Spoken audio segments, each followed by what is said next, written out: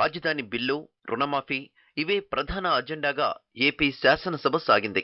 పేరుకు శీతాకాల సమావేశాలే అయినా వాడివేడి విమర్శలతో సాగిన చర్చలు సభలో వేడి పుట్టించాయి.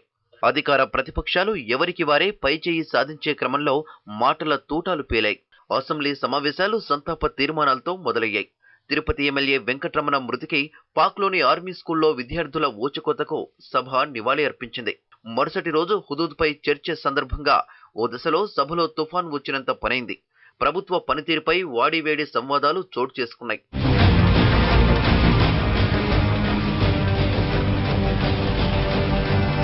మూడో రోజు రుణమాఫీపై చర్చ సందర్భంగా ప్రతిపక్ష నాయకుడు కొత్త పంథాను ఎంచుకున్నారు. రైతులు పడుతున్న ఇబ్బందులను కేస్ స్టడీస్ రూపంలో జగన్ వివరించారు. ప్రభుత్వం సెటైర్లు విసిరినా లెక్క చేయలేదు. మొత్తానికి రుణమాఫీ విధానంలో తప్పులుంటే సరిచేసుకుంటామని ప్రభుత్వం హామీ ఇచ్చింది. నిధుల లేమితో తాము పడుతున్న ఇబ్బందుల్ని ఏకరువు పెట్టింది.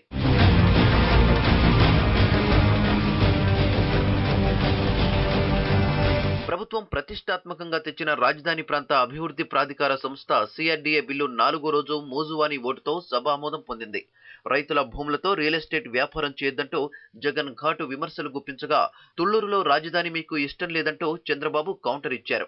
50,000 ఎకరాలైన టోటల్ గా అక్వైర్ చేసే దాంట్లో 25,000 ఈ ఇతరాత్రదానులకు పెడుతున్నాడు, 12,000 రైతులకు ఇవ్వబోతున్నాడు. అంటే ఇక మిగిలింది 3,000 ఎకరాలు.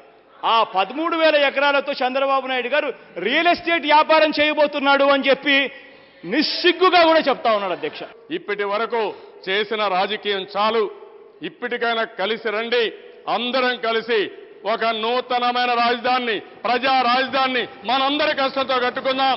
అంతకుముందు ఎమ్మెల్యేలు గోరంట్ల, రోజా మధ్య జరిగిన సంవాదం గందరగోళానికి, సభ్యుల ఆందోళనకు దారితీసింది.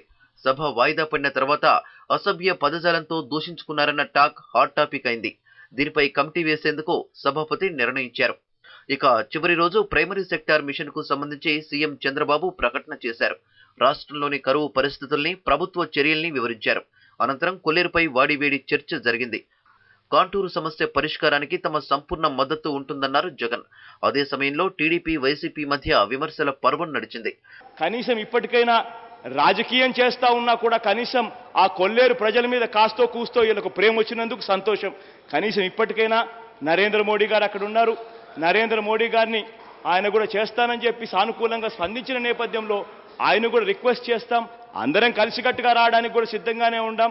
మా తరపు నుంచి కూడా దీనికి పూర్తిగా సంపూర్ణ మద్దతు కూడా తెలియజేస్తున్నామని చెప్పి కూడా చెప్పడానికి సంతోషంగా ఉంది.